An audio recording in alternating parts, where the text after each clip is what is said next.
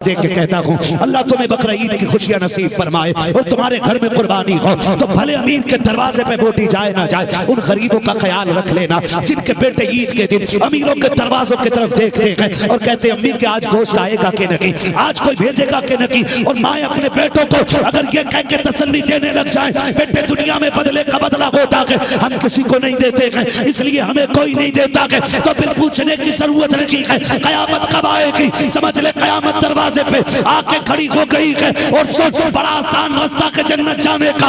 अगर तो अल्लाह ने तुझको कुर्बानी का मौका दिया है, अपने घर के गोश्त का कुछ हिस्सा उठा गरीब के दरवाजे पहुंचा दे, अगर उस मोटी को देख करके गरीब मुस्कुरा देगा। फरमाया महबूब अलैहिस्सलाम ने फरमाया लोगों बताओ सबसे बेहतरीन सदका क्या है।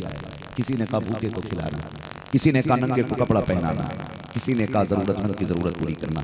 महबूब अलैहिस्सलाम ने फरमाया सबसे बड़ा सदका यह है कि अपने दुश्मन पे नवाजिशात के दरवाजे खोल देना, उसको देना जो तुम्हारा दुश्मन हो, उस पे अपने कर्म के दरवाजे खोल देना जो तुम्हें एक नजर देखना ना चाहता हो। ये सबसे बड़ा सदका होता है। माफ कीजिए बकरा ईद आएगी कुछ दिन बाद, आएगी क्या ईद आएगी बकरा ईद। इस ईद में आप देखना लोग उन्हीं के घर गोश्त भेजते हैं जिनके घर से आता है। उस दिन भी जब हर एक के चूल्हे पे बोटी बन रही होती है तब भी कुछ गरीबों के घर में दाल बन रही होती है। गलत नहीं कह रहा हूं। बकरा काटेंगे तो 4 प्याली में रख के फला सेठ के यहाँ देखा हो, फला सेठ के यहाँ देखा हो, क्यों पिछले साल। और फिर इस कुर्बानी से समझते हम बख्शे जाएंगे। अल्लाह नहीं देख रहा है कि तुम किस नियत से दे रहे हो, यह भी कोई देने में देना है। यार देना हो ना तो कोशिश ये किया करो उनके घर में जो जिनके घर कुर्बानी ना हुई हो उनके घर में। अब तो लोग फरमाइश कर देते हैं बकरा कट गया कहां के पाए मेरी तरफ भेज देना, तो वो खुद कह रहा जो कुर्बानी कर रहा करना है पायों की तो मुझे बड़ी जरूरत है, मेरे खुद घुटनों में दर्द रहता। पूछो इन उलमा से एक रोटी की नियत से खाने की अगर कुर्बानी की तो कुर्बानी नहीं हो सकती। टोटली 100% नियत अल्लाह की रजा होनी चाहिए। ये नियत यही होनी चाहिए। नहीं मैंने पहले ही सोच लिया था पाए मैंने कुर्बानी जाओ मरो जाए 1000 बकरे काट मुझे दे देना, जरा मुझे दे देना। खुदा का वास्ता दे के कहता हूँ अल्लाह तुम्हें बकरा ईद की खुशियां नसीब फरमाए और तुम्हारे घर में कुर्बानी हो। तो भले अमीर के दरवाजे पे बोटी जाए ना जाए, उन गरीबों का ख्याल रख लेना जिनके बेटे ईद के दिन अमीरों के दरवाजों की तरफ देखते हैं और कहते अम्मी के आज गोश्त आएगा कि नहीं, आज कोई भेजेगा कि नहीं। और माए अपने बेटों को अगर ये कह के तसल्ली देने लग जाए बेटे दुनिया में बदले का बदला होता है, हम किसी को नहीं देते हैं इसलिए हमें कोई नहीं देता है, तो फिर पूछने की जरूरत नहीं है कयामत कब आएगी। समझ ले कयामत दरवाजे पे आके खड़ी हो गई है और सोच बड़ा आसान रास्ता के जन्नत जाने का। अगर तो अल्लाह ने तुझको कुर्बानी का मौका दिया है, अपने घर के गोश्त का कुछ हिस्सा उठा गरीब के दरवाजे पहुंचा दे, अगर उस मोटी को देख करके गरीब मुस्कुरा देगा, खुदा की कसम उसके साथ मदीने वाला मुस्तफा मुस्कुराने लगेगा। जिंदाबाद जिंदाबाद वाह वाह क्या बात है। दिलों के दरवाजे खोले हम लोग ऐसे सदके किया करेंगे इंशाअल्लाह इंशाअल्लाह।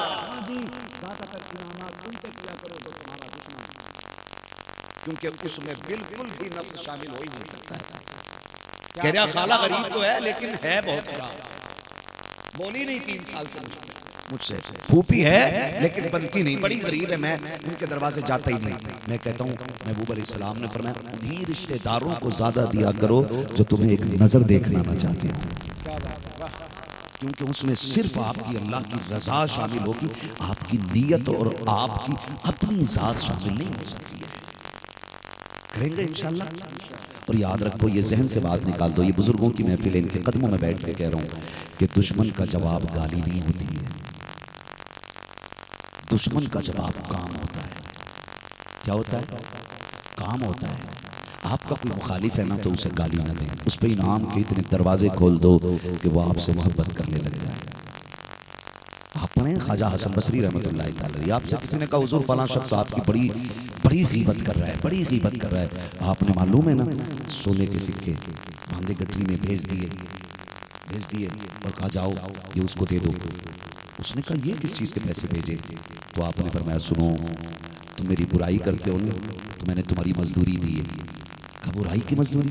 कहा तुम उधर मेरी बुराई करते हो, इधर हसन बसरी के गुनाह कम होते चले। इतना बड़ा मेरा काम कर रहे हो, अपनी नेकियां मुझे दे रहे हो, तो फिर मजदूरी तो बनती है ना तुम्हारी, मजदूरी तो बनती है ना तुम्हारी। हाँ तो सुने, ऐसे करके काम किया जाता है। अल्लाह वालों की महफिल से ये हासिल करें, अगर यहाँ बैठ कर भी हमारा नफ्स हम पे गालिब रहा तो फिर क्या फ़ायदा बुजुर्गों की महफिल में बैठने का। मिटा दे अपनी हस्ती को अगर कुछ मर्तबा चाहे कि दाना खाक में मिलकर गुले गुलजार होते हैं। बड़ी मशहूर बात है, दुनिया जानती है, बड़ी मशहूर बात है। अभी अलग बात है कि इस पे लोगों ने कलाम किया है, लेकिन अक्सर बड़े उलमा को मैंने बयान करते भी सुना है और पढ़ा भी है कि मक्के के अंदर जब मेरे नबी ने ऐलान नबूवत फरमाया और लोगों में हुजूर के खिलाफ आग भड़की, लोग कानों में रुइयां ठूंसने लगे कि कोई मोहम्मद की बात ना सुन ले, क्योंकि जो सुन लेता है वो इन्हीं के गीत गाने लग जाता है ना।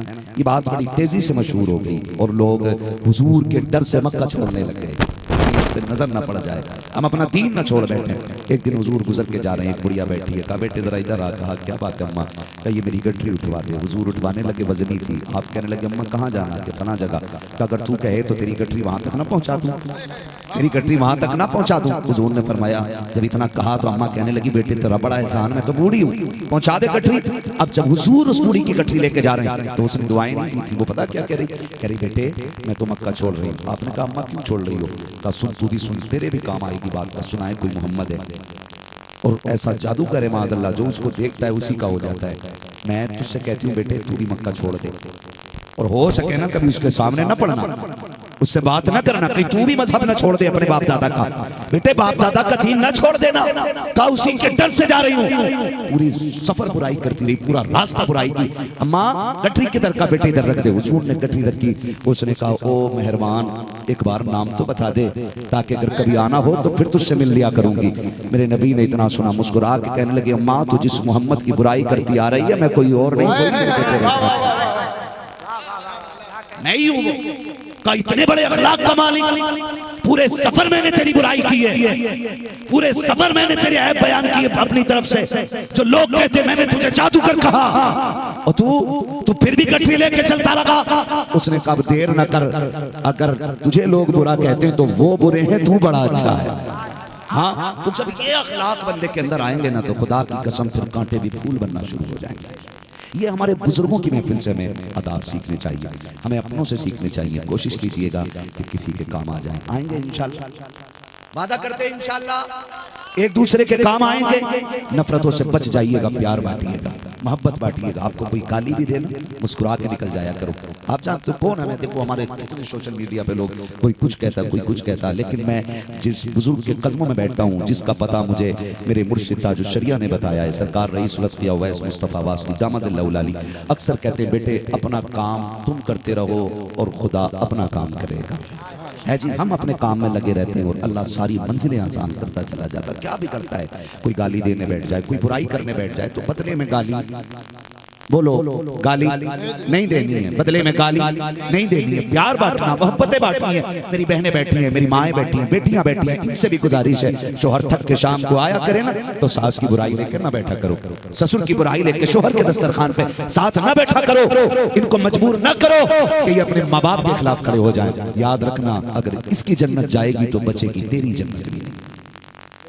मैं एक एक बेटी से कहना चाहता हूँ, बड़ा मुश्किल मामला है जन्नत का भी, इतना आसान नहीं है जितना समझ रखा है, बहुत मुश्किल है जन्नत। अगर जन्नत सस्ती होती तो नबी के चचा कभी अपने कलेजे के टुकड़े न कराते।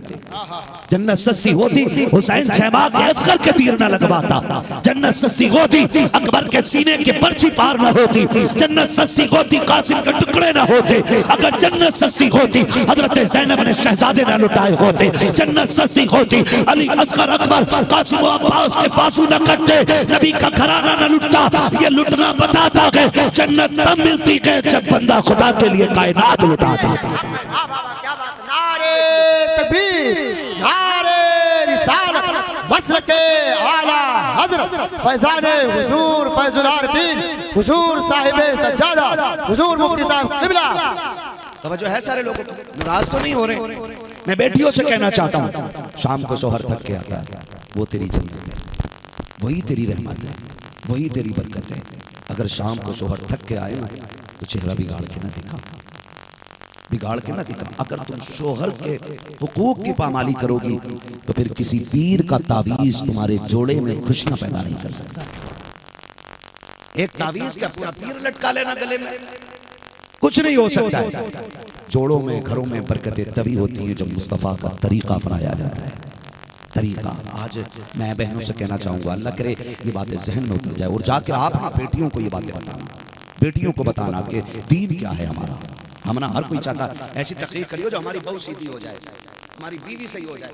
ओ भाई, बहू वो कभी भी नहीं मानेगी ससुर की, इसलिए कि अपोजिट है। सास कह रही है कि बहू खराब, बहू कहती है सास खराब।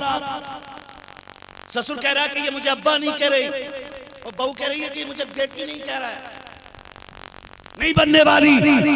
मैं तो कहता हूं दीन बेटियों को सिखाओ, अगर बेटियां बेहतर हो जाएंगी तो किसी घर की बहू खराब नहीं हो सकती है। किसे समझाना जाके हमें बोलो, बेटियों को अल्लाह बेटी अता करे। हाँ, बेटी अता करे, ये चमन फले फूले।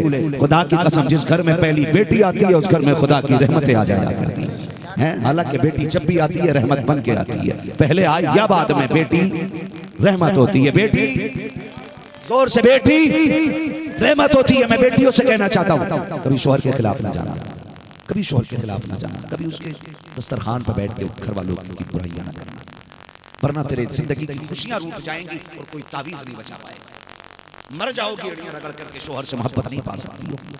खुदा के वास्ते जिंदगी ऐसे गुजारो जैसे नबी की फातिमा ने गुजारी है। 35-36 साल उम्र पाने वाली खातून जन्नत कयामत तक आने वाली बेटियों को पूरी जिंदगी का हुनर दे गई।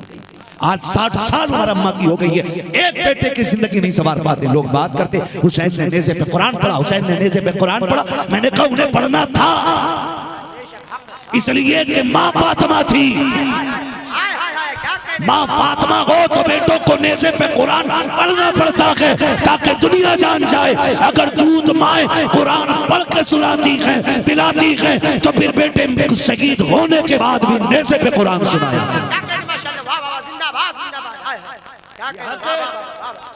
यहाँ पे और सुनो बेटियों, कान खोल के सुनो। आज जो तुम्हारे दुपट्टे उतर गए, आज जो तुम फैशन में आ गए, आज जो कह रहे कोई बात नहीं पहन जोड़ा, वलीमे का दिन आज तो, आज तो वलीमा है, एक दिन में क्या होगा। अब्बा भी बेकार दयूस बन गया, दयूस। बारात वाला दिन आज बेटी को नंगी हो जाने दो, शर्म कर। बेटियों के दुपट्टे एक बारात के दिन उतरवा दिए।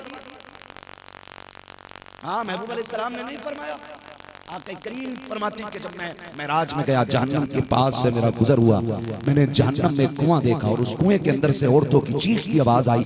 मैंने कहा जिब्रील, ये कौन बदबख्त औरतें हैं जो चीख रही हैं? तो मेरे नबी फरमाते हैं, जिब्रील ने मुझे बताया महबूब, ये आपकी उम्मत की वो औरतें हैं जो कपड़े पहन के भी नंगी नजर आया करेंगी। हुजूर की हदीस पे शारीरीन फरमाते हैं कि ये नंगी कपड़े पहन के कैसे नजर आएंगे? कई इतने फिटिंग के कपड़े होंगे कि जिसको पहनने के बाद भी जिस्म की हैयत नजर आएगी। वो कपड़ा पहन के भी बेटी नंगी कहलाया करती है। आज किस घर के अंदर कपड़े ये नहीं, बताओ। आज अगर कोई शरीफ दादी कोई नेक बच्ची ढीले कपड़े पहन ले तो मेरा मुआशरा उसे गवार कहता है, उसे जाकिर कहता है, उसे देहाती कहता है। वो अंधेरा की भला था, कदम राह पे थे, रोशनी लाई है मंजिल से बहुत दूर हमें। हाँ, एक दिन शादी का आ जाए, बेटी का दुपट्टा उतर के कंधे पे आ गया, तो भैया ने कहा माँ देखिए कौन से कपड़े पहने हुए। अम्मा कहती छोड़, आज तो पहनने दे, शादी रोज रोज थोड़ी होती है। तो सोच, अगर शादी रोज रोज नहीं होती तो मौत भी रोज रोज नहीं होनी है। एक बार जिए हो और एक बार मरोगे, दोबारा लौट के अमल की दुनिया में समझ रहे मेरी बात? दोबारा लौट के अमल की दुनिया में नहीं आना है। किस शादी के अंदर आज बेगैरती नहीं है? किस शादी के अंदर ये बेवकूफ समझे जाते लोग जिनके चेहरों पे दाढ़ियां, बदन पे जुब्बे, सर पे टोपी, इन्हें बेवकूफ समझती है दुनिया। खुदा की कसम, यही तो सबसे ज्यादा अक्लमंद लोग हैं जिन्होंने दुनिया ठुकराई है, मोहम्मद अरबी की गुलामी कबूल की है। ये जिंदगी 60 साल, 65 साल, 70 साल है कि नहीं? इससे ज्यादा 100 जी लोगे, 200 जी लोगे, मौत मौत पीछे वाले भी बोले मौत आनी है। अगर 1000 बरस भी जियो तो आखिर मौत है। ये जिंदगी है। महबूब अलैहिस्सलाम ने फरमाया जब बंदा उठेगा ना कब्र में तो फरमाया कि उसको ये जिंदगी ख्वाब लगेगी। एक ख्वाब जैसे सोए पलक झपकी आंख लगी ख्वाब आया खत्म ऐसे लगेगी ये जिंदगी। फिर इसके लिए रब रसूल को नाराज करके और फिर हम शरीफ जादों को जाहिल कहें, गैरत वाली बेटियों को कहें कि ये ओल्ड फैशन है। सुन मेरा मुर्शिद कहता है जो पिया को भाई अख्तर वो सुहाना राग है, जिससे ना खुश हो पिया वो राग नहीं है। लिबास वो अच्छा नहीं जो दुनिया की आंखें ठंडी करे, लिबास वो अच्छा है जो मेरे नबी के जिगर को ठंडा रखे। वो पिला अपनी बेटी को, वो पहना और नंगी हो गई बेटियां मेरी जाल में। अल्लाह माफ करे, मैं जाना ही नहीं चाहता आजकल की आम शादियों में, क्योंकि ठहर ही नहीं सकते आप। पहली बात तो कुत्तों की तरह खाना खड़े होकर के, अगर इत्तेफाक से टेबल मिल भी जाए तो बगैर किसी मर्द और औरत एक ही जगह। मुझे बताओ इन माओं की गोद में सलाहुद्दीन अय्यूबी कहां से आया? खाली सजदे लंबे करने से सलाहुद्दीन अय्यूबी नहीं आएगा। बेटियों को कनीज़े फातिमा ज़हरा बना दो, फिर से सलाहुद्दीन अय्यूबी पैदा होगा। आपको क्या लगता है आज किसी की बेटी की इज्जत लुटती है और कौम मुस्लिम चुप रहती है? डर नहीं, ये बेगैरती है, ये बेगैरती है। अगर किसी मजलूम पे सितम हो और कौम मुंह दबा के रखे तो ये खौफ नहीं, ये बेहिसी है।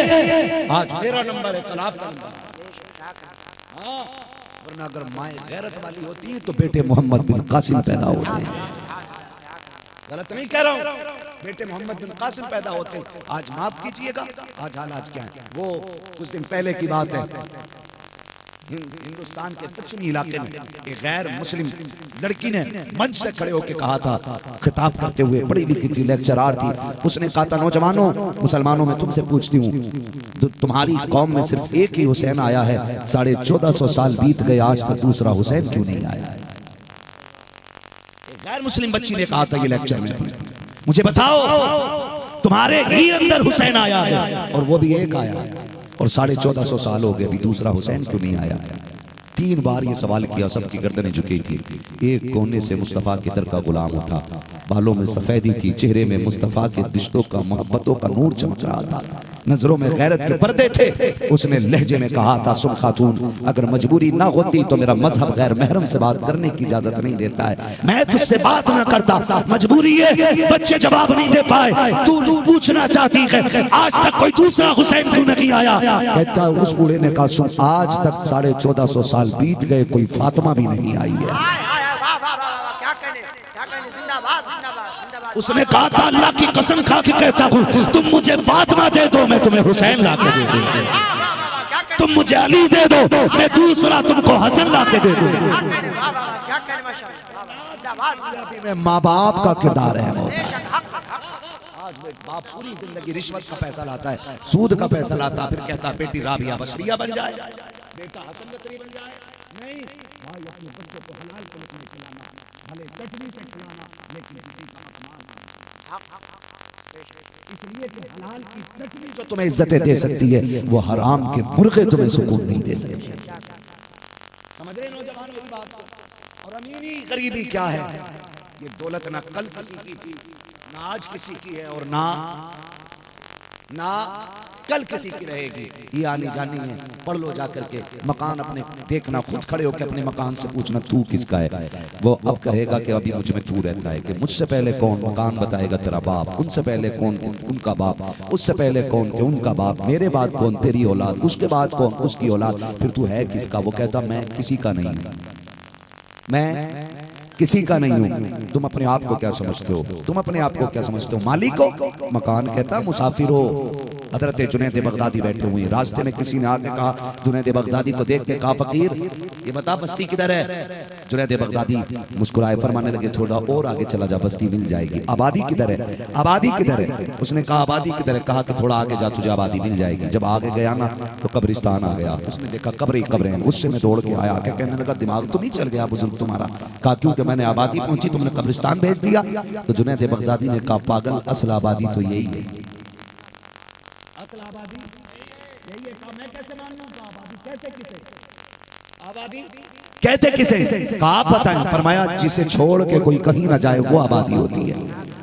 कहने लगे आखिरी ठिकाना कब्रिस्तान है, यही तो असल आबादी है। तो भाई उसकी तैयारी करें, उसकी तैयारी करें। बेटियों से भी कहें सरों पे दुपट्टे डाल दें, इसलिए कि तुम जितनी पर्दे में अच्छी लगती हो बेपर्दा तुम अच्छी नहीं लगा करती। शादी हो ब्याह हो मुस्तफ़ा की शरीयत न छोड़ी जाए, दीन पे मजबूती से अमल किया जाए। सरों पे बेटियों के दुपट्टे रहने चाहिए, नजरों में हया रहनी चाहिए, वरना फिर अगर ये आपके अंदर नहीं है तो फिर घुटने पिटने के लिए तैयार हो जाओ, फिर बचाने वाला नसीब नहीं होगा आसानी से। अपनी नस्लों को गैरत का पैगाम दें। फरमाया या अल्लज़ीना आमनु उदखुलू फ़िस्सिल्मी काफ़ा, ईमान वालों पूरे पूरे इस्लाम में दाखिल हो जाओ। अगर हम ईमान के साथ अच्छे अमल के साथ दुनिया में जाते हैं, दुनिया से जाते हैं, तो फिर मज़ा देखिएगा, मज़ा देखिए। आज दुनिया परेशान है, कह रही काम नहीं हो रहा, दुआएं कबूल नहीं हो रही हैं। तुम खुदा के हो जाओ, कायनात तुम्हारी हो जाएगी। तारीख में बहुत बड़ा नाम हज़रत राबिया बसरिया का आता है। कौन राबिया बसरिया है? ये वो हैं जो एक रात में 500 रकात तक नफल नमाज अदा फरमाया करती है।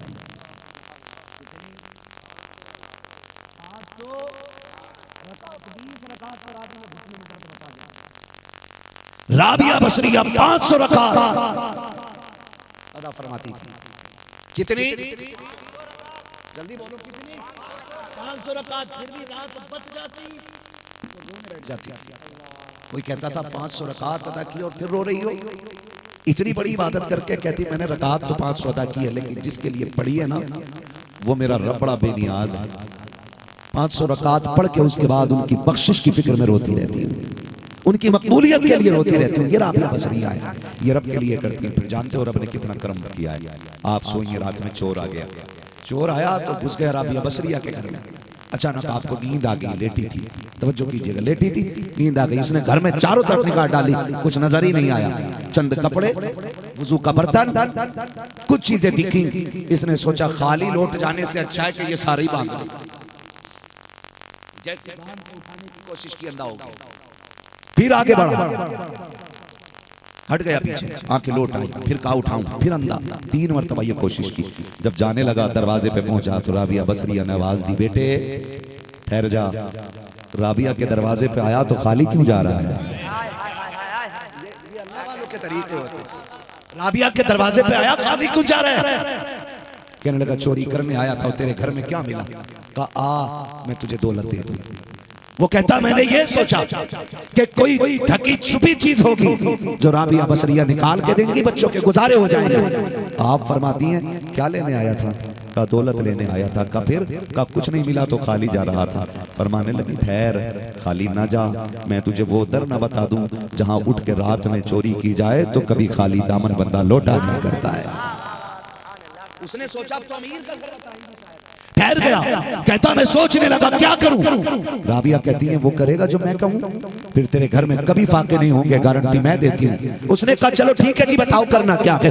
आपने अपने वजू के लिए जो पानी रखा था, फरमाया ये लोटा उठा ले, इससे वजू कर ले। उसने सोचा लो जी रोजाना रात में चोरी की है, आज इनके कहने पे वजू कर लेता हूं। राबिया बसरिया के कहने पे उसने वजू किया कि आप क्या करूं, अल्लाह अकबर। राबिया बसरिया ने अपनी चादर ली, जमीन पे बिछा दी, का 2 रकात नियत कर ले और उस मेरी चादर पे खड़ा हो जा। जैसी उस चादर पे आया के 2 रकात की नियत बांधी के पहली रकात अदा करते हुए सजदे में पहुंचा के राबिया बसरिया ने उसको सजदे में देखा। आपने आसमान की तरफ देखा और रो के कहा मालिक यहाँ तक ला के मैंने अपना काम कर दिया के और दिल बदल के तू अपना काम करके दिखा दे। गैब से आवाज आई राबिया उदास ना हो, तू हमारी दोस्त है, तेरे दर का भरम रखा जाएगा। सोच तू दुआ कर रखी के जब ये वुजू कर रखा था तब हमने इसका दिल धो दिया था और ये सजदे में आ गया कि हम वादा करते हैं ये आया चोर बन के था, चाहेगा तेरे दरवाजे से वली की डिग्री ले दे। देता है देने को।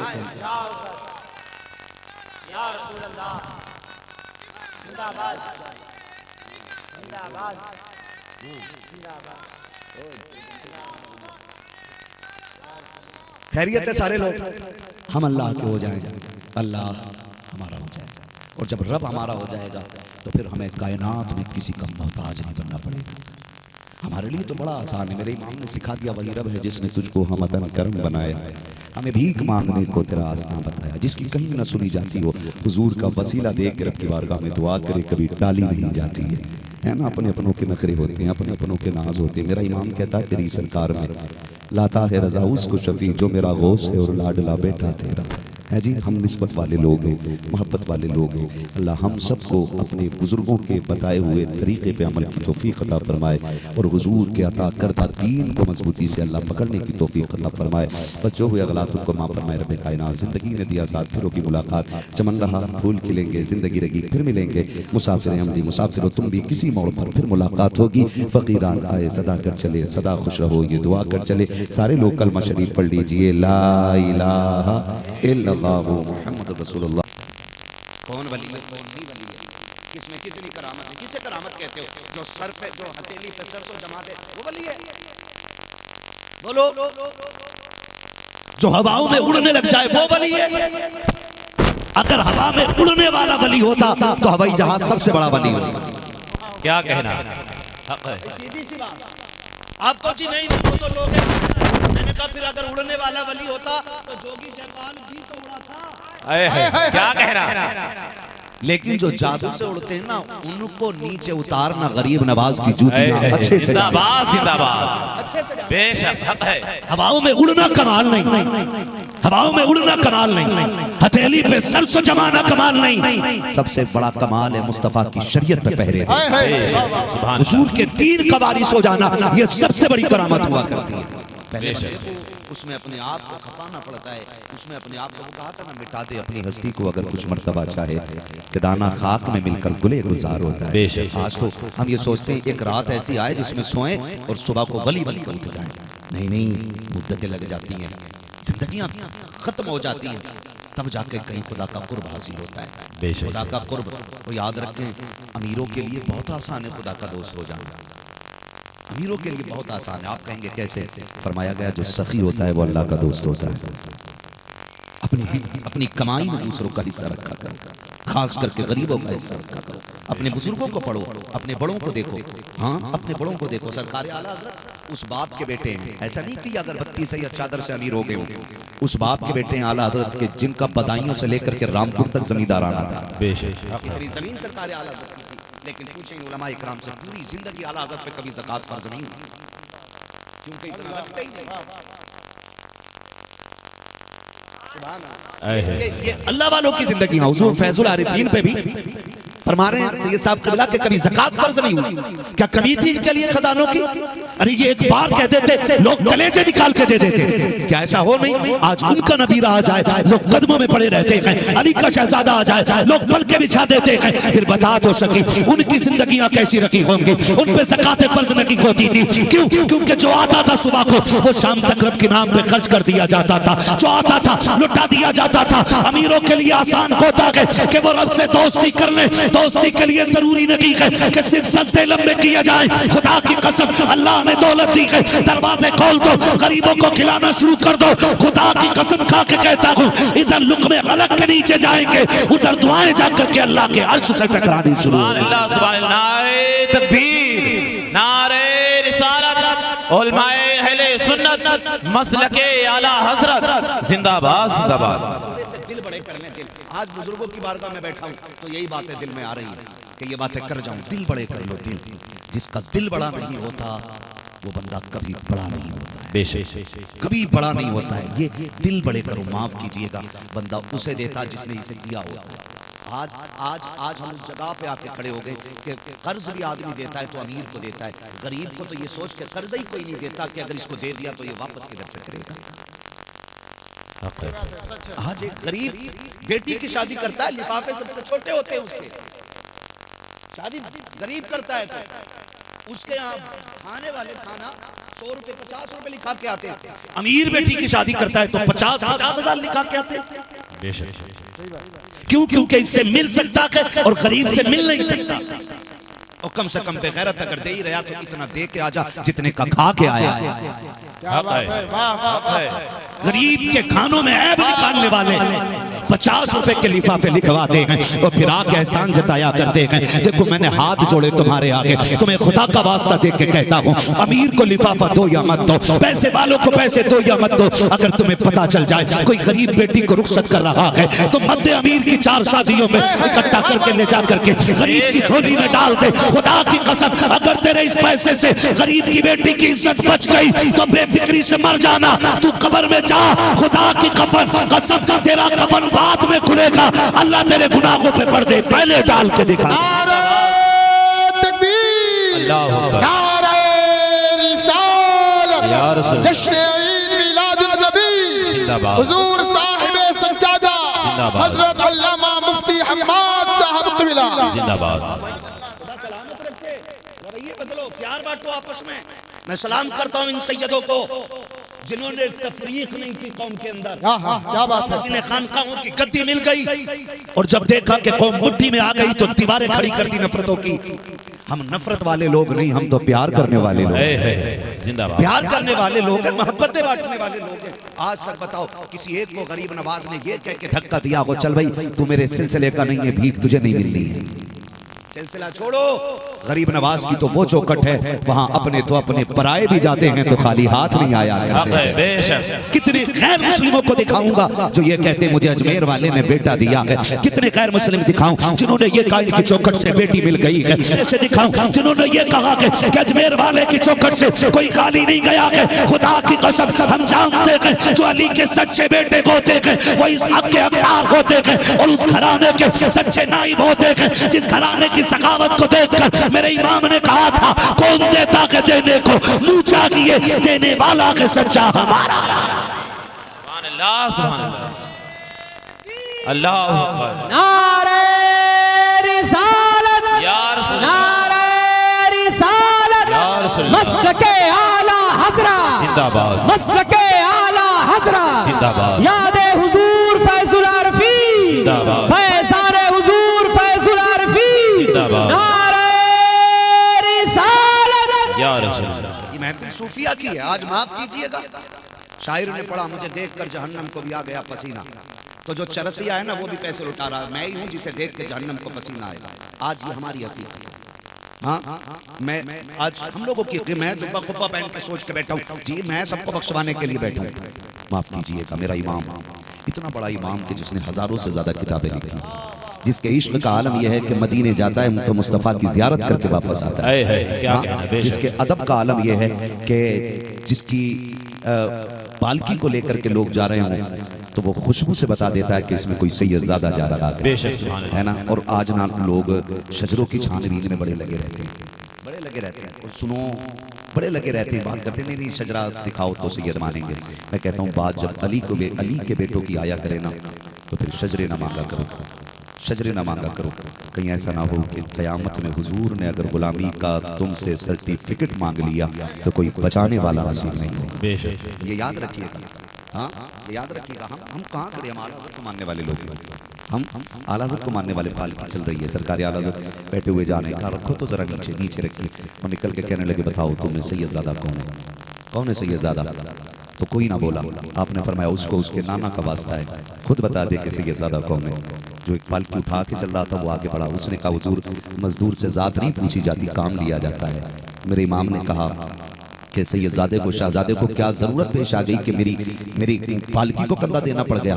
उसने कहा हुजूर मजबूरी ये थी, सैयदजादे भीख मांग नहीं सकते, ज़कात ले नहीं सकते, घर में फाका था, मंडी में आ गया, काम नहीं लगा था, किसी को आवाज़ देते सुना पालकी के लिए लोग चाहिए, है कोई मजदूरी के लिए, तो मैं चला आया था, आपने कहा माफ़ी दे दे। उसने कहा हुजूर इतने बड़े आलिम हो के मुझसे माफ़ी मांग रहे हैं। मेरे इमाम ने कहा जब तक माफ़ी नहीं दे देते ना मैं कदम छोड़ने वाला नहीं। और उसने कहा नहीं नहीं मैं हुजूर आप कहाँ हो मैं कहाँ।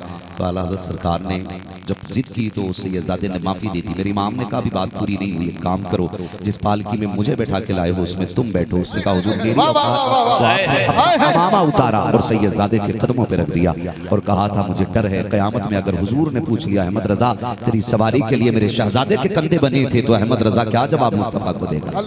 वक्त के इमाम ने हमें अदब सिखाया और हम बुजुर्गों के मानने वाले लोग हैं। सरकार आला हज़रत ने हमें अदब सिखाया। कहते हैं क्या बात रजा उस चमनिस्तान करम की, ज़हरा ने कली जिसमें हुसैन और हसन फूल। तो मैं अर्ज कर रहा था बुजुर्गों के कदमों से ये सबक लेकर के हम जाएं कि जैसे इन लोगों की जिंदगी है हम अपनी वैसी ही करेंगे। हाँ, और ठेकेदार ना बने जन्नत के। बस अल्लाह से माफी मांगते रहा करें, दुआएं करते रहा करें, मालिक अपनी पकड़ से बचा लेना, अपनी पकड़ से बचा लेना। अगर उसने पकड़ से बचा दिया तो समझो सारी मंजिलें आसान होगी। वरना जन्नत तो कम से कम नेकी वाले को भी मिलेगी, ज्यादा से ज्यादा नेकी वाले को मिलेगी। जन्नत हर उस शख्स को मिलेगी जो ईमान के साथ चला जाएगा। लेकिन अल्लाह की पकड़ बड़ी सख्त होती है, पकड़ बड़ी सख्त है। महबूब अलैहिस्सलाम है और आपकी ज़ौजा प्यारी बीवी हजरत आयशा सिद्दीक़ा रज़ी अल्लाह तआला अन्हा, ये सच्चे बाप की सच्ची बेटी हैं, पारसा बाप की पारसा बेटी हैं, जन्नती बाप की जन्नती बेटी हैं। हाँ सुने जरा, इनसे मेरे नबी ने कहा था, आयशा जी महबूब का कोशिश करना कि क़यामत में कहीं अल्लाह हिसाब ना ले ले। ये मेरा नबी किससे कह रहा है? उम्मुल मोमिनीन आयशा सिद्दीक़ा से। कोशिश करना कहीं रब हिसाब ना ले ले। अगर हिसाब ले लिया ना तो आयशा फंस जाओगी। हुजूर मैं भी फंस जाऊंगा, मेरा बाप सिद्दीक, मेरा शोहर नबियों का इमाम है, हुजूर मैं भी फंस जाऊंगी। फरमाया हाँ, अगर रब ने हिसाब ले लिया ना तो आयशा समझो फंस गई। कहा फिर बचना कैसे? फरमाया अगर अल्लाह ने अपने अफ़्व करम की चादर डाल दी तब समझ जाना बच गए। खुदा के वास्ते कभी अपने दिल में झांक के देखा करें कितनी नेकियां की और की हैं तो कैसी की हैं, किसके लिए की हैं? हमने खुदा के लिए की हैं कि दुनिया को दिखाने के लिए की हैं? हमने बंदों के लिए की है या रब के लिए नेकियां की हैं? और नौजवानों, कुछ नेकियां ऐसी भी कर लिया करो जिन नेकियों को सिर्फ तुम जानते हो और तुम्हारा खुदा जानता है। हर नेकी का तमाशा न बनाया करो, हर नेकी का तमाशा न बनाया करो। खुदा के वास्ते अमल में मजबूत हो जाओ, अमल में, और इतने मजबूत हो जाओ, इतने मजबूत हो जाओ कि लोग तुम्हें देख के कहने लग जाएं अगर मुरीद का तकवा ऐसा है तो पीर का तकवा कैसा है। बुजुर्गों की तारीफ रही है, मुफ्ती आजम के किसी भी मुरीद को देख लो उसके अंदर तकवा मुरीद की बात कर रहा हूँ। ए टू जेड कोई भी मुरीद देख लो मुफ्ती आजम सरकार का, उसमें इतना तकवा होता है, लोग देख के समझ जाते हैं कि ये मुफ्ती आजम का मुरीद होगा। और फिर कहते हैं अगर मुरीद का तकवा ऐसा है तो बरेली वाले पीर का तकवा कैसा होगा। और याद रखिएगा, आज सैयद साहब क़िबला और नबी रहे फैजुल आरिफीन के जितने भी मुतक़िदीन, मुताल्लिक़ीन, मुरीदीन हैं, मैं सबसे ये बात कहना चाहता हूँ, इतने अच्छे बन जाओ कि लोग तुम्हें देखकर तुम्हारे पीर की तारीफ करते रहे।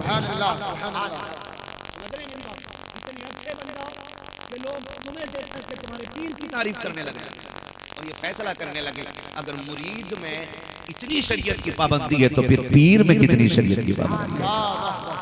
और याद रखिएगा, एक बात और कह दूं, हम वो चमन चाहते हैं जिस चमन के अंदर हर सिलसिले का बंदा बैठा हो और किसी को किसी सिलसिले से नफरत नहीं, किसी को किसी सिलसिले से नफरत नहीं होनी चाहिए।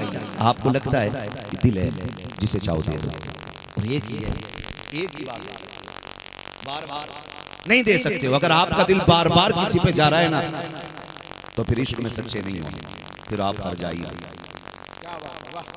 इश्क में सच्चे नहीं हो फिर आप हार जाइए। पीरा मुरीदी के भी अपने उसूल होते हैं और कुछ ज़ाब्ते होते हैं। पीर इसलिए नहीं होता कि मुर्गी खू गई है, बताओ किधर मिलेगी। हाँ, अंडा गायब हो गया दरबे से, पीर जी तुम बताओ कहाँ है अंडा। भैंस दूध नहीं दे रही है, डोरी करके दो। पीर इसलिए नहीं होता, पीर इसलिए होता है कि दिल मैला हो गया, रात को मुसल्ले पे नहीं लगता। वो तरीका बताओ जिससे खुदा भी याद आए, मुस्तफा भी याद आए। जिंदाबाद जिंदाबाद। आज लोग ही नहीं मिलते जो कोई ये कहे, मैं पूरी गारंटी के साथ बैठा हूँ, हुजूर सैयद साहब क़िबला बैठे, अल्लाह करे ऐसे लोग हों जो इनके पैर पकड़ के कहें कि वो मुसल्ला तो दे दो जिस पे सजदा करूं तो मेरी आंख जाके काबा शरीफ के आज कोई दिलों की दवाई नहीं मांगने वाला है। आज दिल बीमार हो गए हैं, कोई दिल की दवा का तलबगार ही नहीं है। खुदा की कसम, आज भी अगर ऐसे लोग पैदा हो जाएं तो वो दिन दूर नहीं है कि हिंदुस्तान के कोने कोने पे निजामुद्दीन का जलवा भी नजर आएगा, ख्वाजा कली ख्वाजा पाक का नक्शा नजर आएगा। कहीं देखोगे तो कुतुबुद्दीन बख्तियार काकी मिलेंगे, कहीं देखोगे तो चरागे दहलवी मिलेंगे। लेकिन शर्त ये कि दिलों को इतना साफ कर लो, इनके कदमों में आके बैठो कि कोई वजीफा बता दो जिससे खुदा भी मिल जाए, मुस्तफा भी मिल जाए। अगर ये इतना कहते कि अल्लाह अल्लाह किया करो तो करने लग जाना, ये मत कहना ये तो बहुत दिन से कर रखा हूँ। याद रखना, खुद से करना और होता है और किसी के कहने से करना और होता।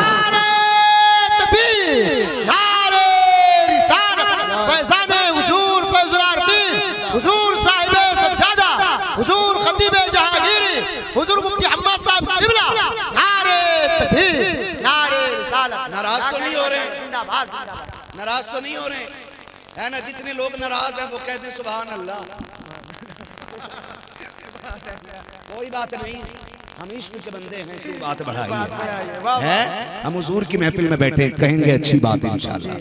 ऐसे ही है ना। कभी आया करो, कभी रात की तन्हाई में मांगा करो, जरूरी नहीं है। हम देखो सबको याद है ना सुभान अल्लाह।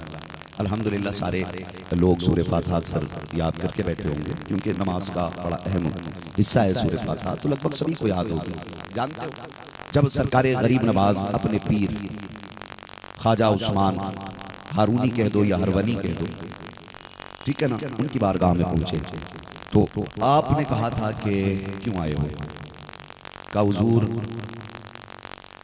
शरीयत की मंजिलें तय हो चुकी हैं, तरीक़त की मंजिलें तय करने के लिए आए हूँ।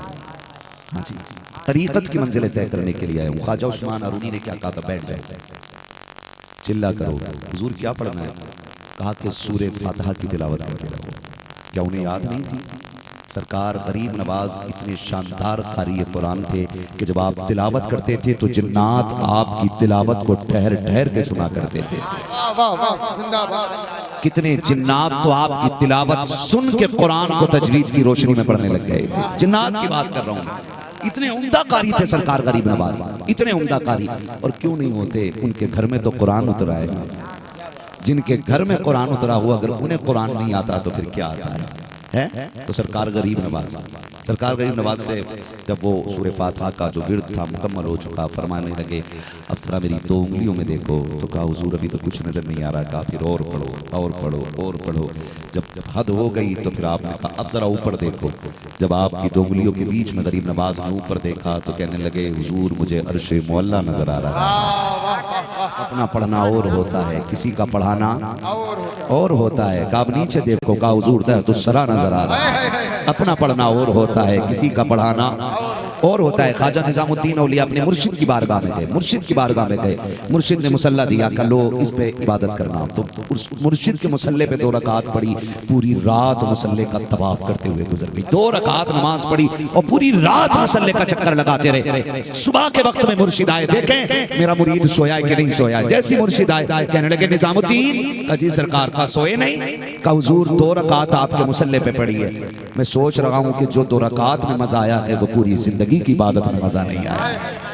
तो ये बुजुर्गों के कदमों की बरकतें होती हैं। लोग पूछते हैं अल्लाह वाले क्या देते, खुदा की कसम अल्लाह वाले यहाँ बैठे बैठे अर्शों की सैर करा दिया करते है ना। तो ये बड़े लोग हैं, इनसे ये सीखिएगा। और फिर खास करके जब मुर्शिद सैयद ज़्यादा हो तो अगर पीर में सखावत है तो मुरीद में भी सखावत होनी चाहिए। ये याद रखिएगा, सखावत इनके घर की जागीर है। खुदा के वास्ते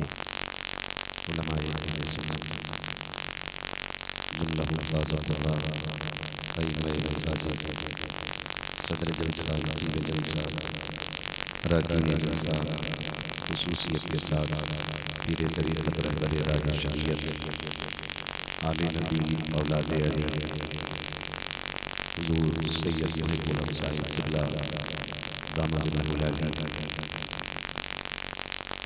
हुजूर सैयद फरहान मियां साहिब क़िबला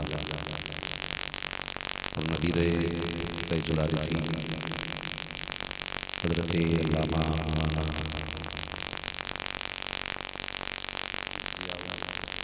लतीफ़ साहिब क़िबला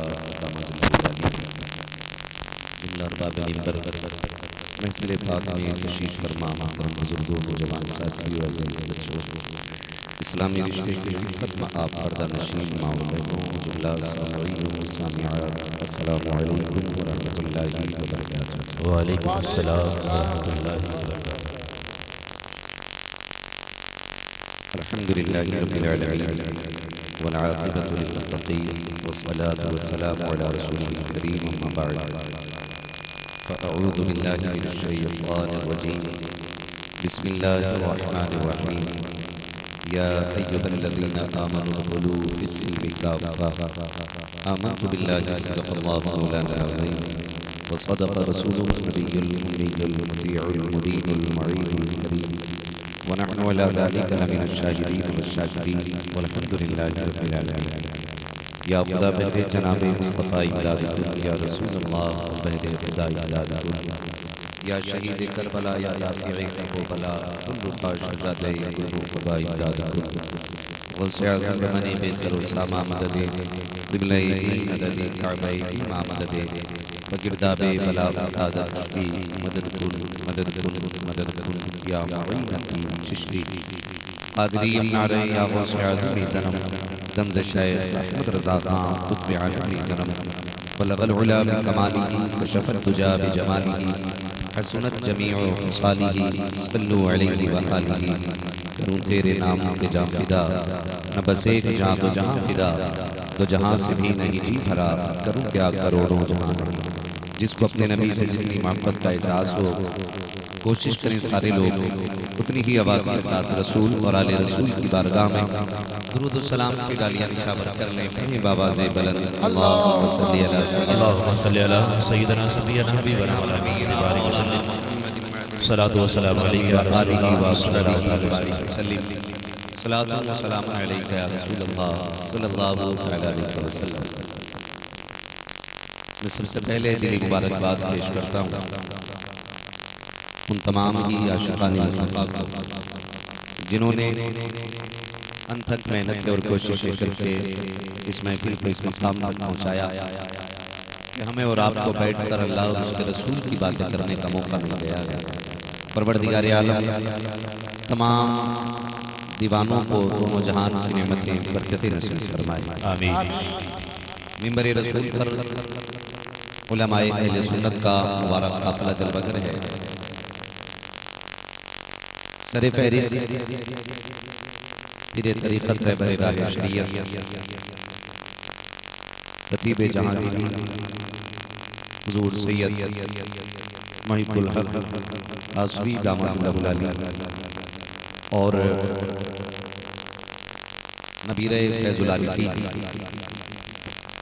हज़रत अल्लामा मौलाना ज़ियाउल लतीफ़ साहब क़िबला ये बड़ी मोहतरम शख्सियतें जलवगर हैं। इनके अलावा तमाम तर जितने मिंबर रसूल पर उलमा हैं सब के सब हमारे सिरों के ताज हैं।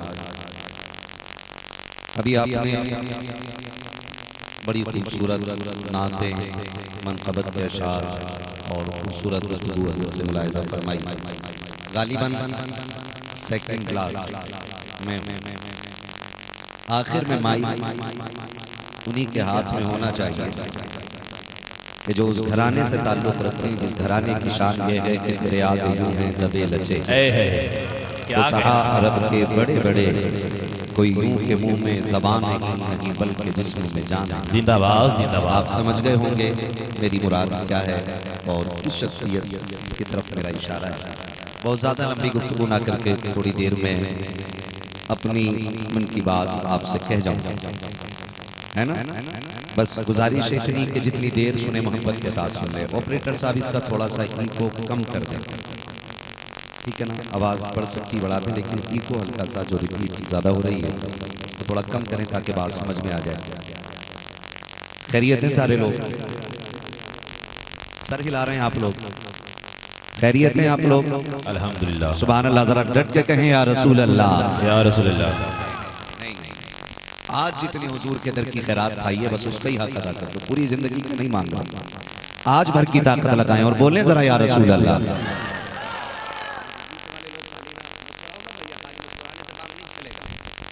तो बोलना पड़ेगा, इधर वाले लोग भी अगर राजी हो जाएं तो मसला कोई नहीं है, आपकी मर्जी है। ये बज़्म में है यहाँ कोता दस्ती में है महरूमी, जो बढ़कर खुद उठा ले हाथ में मीना उसी का है। और याद रखिए ये महफिल चूंकि आशिकों की है और बैठे भी दीवाने लोग हैं, वरना इतनी रात गए कोई किसी के लिए यूं ही नहीं जागा करता है। हर जागने वाले की गालिबन यही ख्वाहिश होगी, सुना है आप हर आशिक के घर तशरीफ लाए। क्या कहना, जो अब भी ना बोला मैं चाहता हूं वो घर जाके सो जाए, इसलिए कि हम मुझे राजी करने के लिए, पीर साहब को राजी करने के लिए, मुफ्ती साहब को राजी करने के लिए ना बैठे, यहाँ वो बैठे जो मदीने वाले को राजी करने के लिए। क्या कहना है ना। तो बस अगर बात सुने तो दिल से सुने, मैं क्या कह रहा था? सुना है आप। हाँ, भूल गए इतनी जल्दी? तो यहाँ सभी की तमन्ना है। इस बच्चे ने इतना प्यारा नारा लगाया, यकीन करें कि अब ना लगवाएं, थोड़ा समय नारे कम रखें, कम वक्त में बात पूरी रात काफी गुजर गई है। मेरा एक नजरिया यह भी रहता है कि प्रोग्राम उतनी देर चले जितना पढ़ने के बाद फजर की नमाज भी मिल जाए और सुबह को मजदूर की मजदूरी भी मिल जाए। बेशक, ताकि बच्चे लुक्मे हलाल के खाते रहें और हम अल्लाह की इबादत करते रहें। ये दो कामों का खास ख्याल रखना चाहिए, ठीक है ना? बहुत ज्यादा लंबी गुफ्तगू नहीं, बड़ा खूबसूरत नारा लगाया। और याद रखिए, जब महफिल में ऐसे लोगों की सरपरस्ती और सदारत होना तो फिर नस्ल ऐसी ही तैयार होती है। बेशक। हाँ, बड़े बड़े कतरा जाते हैं आज लोग सच बोलने के लिए, बड़े बड़े कतरा जाते हैं, है ना? हम तो उन सैयदों को माना करते हैं जो मुस्तफ़ा के 4 यारों को माना करते हैं। सीधी सी बात अपनी है, सीधी सी बात अपनी है। हम उन सैयदों को माना करते हैं जो मुस्तफ़ा के 4 यारों को माना करते हैं। और जो ये कहे कि नहीं पहले 3 में खोट है, तो हम कहते हैं जी आपके शजरे में खोट है। बेशक है। हाँ, आपके शजरे में खोट है।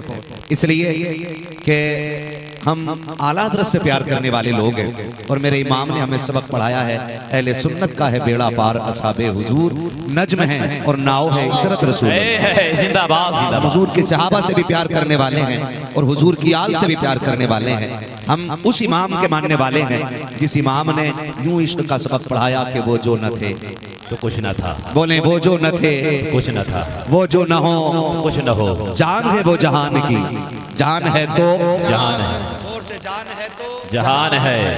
आप आवाज हल्की ना करना भैया, चाहे एक चादर मुझसे ले लेना।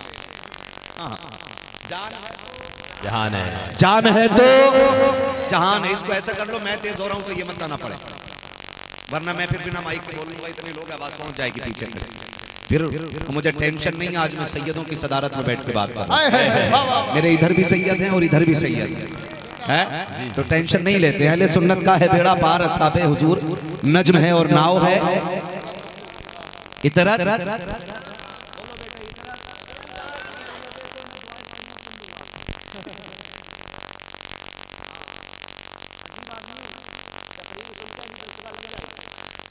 बीच में है ना, मैं एक नारा लगाऊं, मुझे जवाब देंगे सारे लोग। मुझे लगना चाहिए दीवानों में बैठा हूं। इश्क मोहब्बत, इश्क मोहब्बत। आला हजरत, आला हजरत।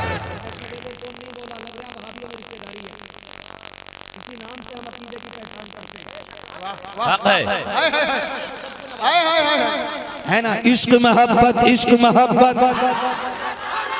उधर भी सुन्नियों की पार्टी बैठी ट्रक के पीछे, ये अलग मोहल्ला है कोई? हाँ, नहीं है ना? सुभान अल्लाह, बोले जरा, इश्क मोहब्बत, इश्क मोहब्बत। आला हजरत, आला हजरत। इश्क मोहब्बत, इश्क मोहब्बत। आला हजरत, आला हजरत। हाँ जी, हम उस इमाम के मानने वाले हैं जिसने ये कहा तेरी नस्ल पाक में है बच्चा बच्चा नूर का, तू है ने नूर तेरा, सब घराना नूर का, तू है ने नूर तेरा। सब घराना नूर का। और वही इमाम कहता, क्या बात रजा उस चमनिस्तान करम की, क्या बात रजा। समझे, मैं आपको बताऊं, हुजूर फैजुल आरिफीन भी हुजूर के आशिकों में, ठीक है ना? गुलाम आसी हुजूर के आशिकों में, और आसिफिया ये भी हुजूर के आशिकों में, और आला हजरत ये भी हुजूर के आशिकों में। सैयद फरहान मियां साहब क़िबला ने बताया कि सरकारे मुफ्ती आज़म हिंद हमारे घर तशरीफ लाए। सुभान अल्लाह। यकीन करें कि जिस घर में आला हजरत का शहजादा आ जाए, उनके नेक होने में मुझे लगता है कि बरेली की मोहर लग जाया करती है। बेशक, सुभान अल्लाह। बड़े अच्छे लोग बैठे हुए हैं ना। हमने तो अपनी आंखों से मुफ्ती आजम को नहीं देखा, लेकिन जिन आंखों ने देखा है जी चाहता है उन आंखों को चूमा करें। इसलिए कि मुफ्ती आजम ही के हवाले से किसी ने कहा था, ढूंढते ढूंढते इस दहर में थक जाओगे, ऐसा मुर्शिद न जमाने में कहीं पाओगे। है ना, सरकारे मुफ्ती आजम हिंद आला हजरत के शहजादे हैं, आला हजरत के शहजादे हैं। और सरकारे आला हजरत के शहजादे कितनी अजमत है, अल्लाह की पनाह। आप वुजू फरमाया करते थे तो पड़ोस का एक पंजाबी घराना, सरदारों का घराना था।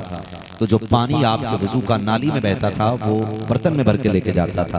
किसी मुसलमान ने उससे कहा, ये क्या करते हो, नाली का पानी भरते हो?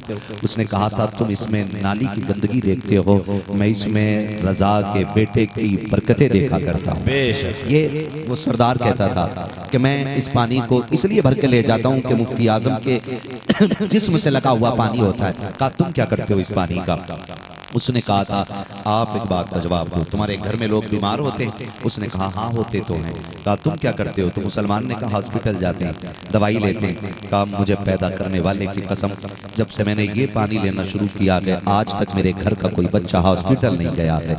कहा, क्या हुआ, क्यों नहीं गया? उसने कहा कि तुम्हारे घर में बच्चा बीमार होता है तो इलाज के लिए डॉक्टर की दवा चलाई जाती है, हमारे घर में बच्चा बीमार होता है तो मुफ्ती आजम के वजू का पानी। जिंदाबाद जिंदाबाद। ये मैं उन मुफ्ती आजम की बात कर रहा हूँ, वो इनके घर तशरीफ लाए, वो इनके घर में और करीब कर दूं आपको सरकारी मुफ्ती आजम के, और करीब कर दूं सरकारी मुफ्ती आजम हिंद। आप जिस तख्त पे बैठा करते थे ना, आज भी वो मौजूद है, और जिस कमरे में बैठा करते थे वो काफी नीचा था, रोशनदान लगा हुआ था, और उस वक्त में लाइट का इंतजाम नहीं था। आप अपने हुजरे में बैठे हैं, सुबह में फजर के बाद लोग मिलने आते, जब मिलने के लिए आते तो एक खादिम था ना, जैसे सैयद साहब क़िबला के खादिम, मुफ्ती साहब क़िबला के खादिम है ना, इन बुजुर्गों के खादिम होते, उनके भी खादिम थे। आपने फरमाया, हुक्का पीने का शौक था सरकारी मुफ्ती आजम को, फरमाने लगे, मेरी चिलम भर लाओ। उसने कहा, हुजूर चिलम भर लाऊंगा, लेकिन पहले मुझे एक सवाल का जवाब चाहिए। सुने जरा, बहुत करीबी लोग जो होते हैं ना, मुंह चढ़े होते हैं, बहुत करीबी लोग, और बहुत करीबी लोग जिद कर जाते हैं, कभी कभी जिद कर जाते हैं, है ना। हजरत का कोई करीबी हो, हम तो अदब से अर्ज करेंगे, मुफ्ती साहब जरा तशरीफ ले चलें, लेकिन कोई बहुत करीबी होता ना, जाने नहीं दूंगा जब तक लेके नहीं चला जाऊंगा, है ना। ये भी इश्क के तकाजे होते हैं, ये भी इश्क के तकाजे होते हैं। उसने कहा, चिलम बाद में भरूंगा, पहले मेरे सवाल का जवाब दो। आपने फरमाया, क्या सवाल है? कल रात में गुजर के जा रहा था, आपके रोशनदान से सफेद रंग की रोशनी निकल रही थी, आज तक मैंने शहर में ऐसी रोशनी नहीं देखी।